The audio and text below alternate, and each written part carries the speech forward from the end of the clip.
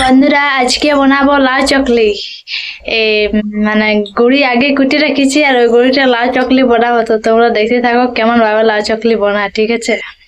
দেখো লাউ চুলতে বসিয়ে গেছি, একটা কচি লাউ আমার সামনে দেখো নখটা ঢুকিয়েছে, কোথাল নিয়ে চলে এসেছে। তো আমার শ্বশুর বলছে লাউ চকলি আজকে বানান দাও। তো আমাদের সে যা চালের গুড়ি ভাঙাই ছিল আগে মেশিনে, তো মাথাটা যা খুঁজে আছে বুঝলে।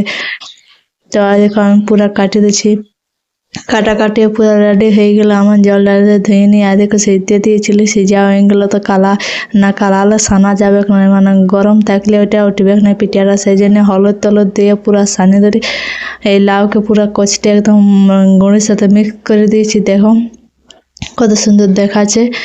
এবারে তেলটা দিয়ে নিয়ে কড়াটায় বানাও, তসলাটাই বানাবো মানে। তো একটা লাউটা ডেটাটা করে পুরা ঘষে দিচ্ছি। আর এই দেখো দিয়ে দিলি গুঁড়িকেও দিয়া হয়ে গেল, পুরা লাড়ে পাতলা করে দিলে কত সুন্দর দেখাচ্ছে। দেখো পিঠাটা। আর এইবারে দেখো উঠাতে পারছি না, যা কষ্ট ওই পিঠা গেলে কোনো মতো উঠে না। চলো পিঠা বুঝলে বন্ধুরা, আর আবার পিঠে সব খাড়া হয়ে যাচ্ছে, একটা উঠিয়ে নাই যখন এবার পাল্টে তখন 4 খাড়া 5 খাড়া হয়ে যাচ্ছে, বুঝলে কি জ্বালা।